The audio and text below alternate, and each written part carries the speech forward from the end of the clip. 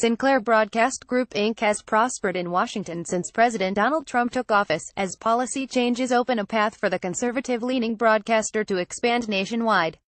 Sinclair's regulatory winning streak continued this week with proposals at the Federal Communications Commission to ease ownership restrictions and approve a new broadcast standard, leaving Democrats to cry foul. "It has reached a point where all of our media policy decisions seem to be custom-built for this one company," Jessica Rosenworcel, a Democratic FCC member, said Wednesday at a congressional hearing. "It's something that merits investigation." On Tuesday, the FCC eliminated a requirement for broadcasters to keep a local studio. A day later, PI called for easing ownership restrictions, potentially taking pressure off Sinclair's $3.9 billion deal for Tribune Media Co.'s TV stations. Earlier, he had restored an obsolete rule, making the deal possible. On Thursday, the agency moved toward blessing a new broadcasting standard that may enrich Sinclair as it offers viewers sharper pictures.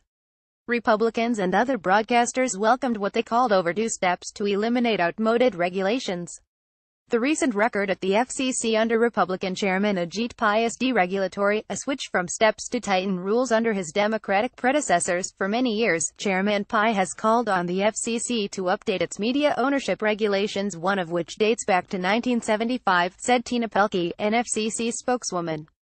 Any claim that he is modifying the rules now to benefit one particular company is completely baseless.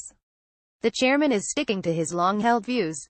Read more: FCC moves to end TV newspaper ownership ban. Sinclair is benefiting from changes sought by broadcasters writ large. For instance, those asking the FCC for ownership rules changes to be considered November 16 include Nexstar Media Group Inc. and the National Association of Broadcasters Trade Group, whose members include CBS Corp., Comcast Corp., SNBC, Walt Disney Co., SABC and 21st Century Fox Inc.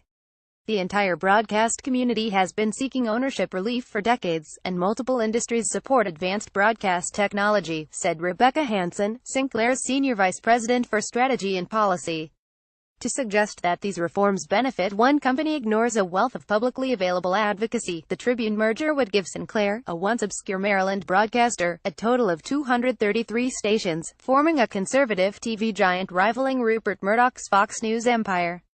The deal would enlarge the platform for Sinclair's chief political analyst Boris Epshteyn, a former Trump aide hired in April. Republicans support the efforts of Pai, who was chosen by Trump to lead the agency. The chairman controls the agenda and leads a Republican majority. "Our media ownership rules need an overhaul to keep pace with innovation in today's communications marketplace," said Representative Marsha Blackburn, a Tennessee Republican who is chairman of the communications subcommittee that oversees the FCC. "I look forward to the FCC's deliberation and action in this important space in the coming weeks." Read more: Newsmax Media wants delay at FCC for Sinclair's deal for Tribune. Pai for months has been under scrutiny from congressional Democrats, in part for leading an April vote that revived a rule centered on obsolete TV technology, allowing broadcasters to count only half their audience against a nationwide cap. That gave Maryland-based Sinclair leeway to pursue Tribune and grow its reach to more than 70% of the country. Before that vote, Sinclair warned investors it was near the national ownership cap the day after it announced the purchase of 14 stations, and within 3 weeks it had unveiled the Tribune deal for 42 stations, including those in big markets such as New York, Chicago and Los Angeles. Representative Frank Pallone, the top Democrat on the House Energy and Commerce Committee, said at the hearing Wednesday that the FCC was about to clear out any last obstacles to Sinclair Broadcasting's purchase of Tribune Media. Chairman Pai has claimed repeatedly that it is simply coincidence that his actions are all timed to benefit Sinclair, Pallone said. NextGen. Pai on Thursday said the agency will also vote November 16 on a plan backed by Sinclair for a new broadcasting standard that would replace current technology. The new method, dubbed Next Generation Television, offers a clearer picture and better sound, can let viewers select multiple views of the same program, and is designed to reach mobile devices such as phones and tablets. Current television sets won't be able to receive the new signals, so consumers may need to get a new TV or an adapter. "We are proud of our investments in NextGen TV," said Hansen, the Sinclair official.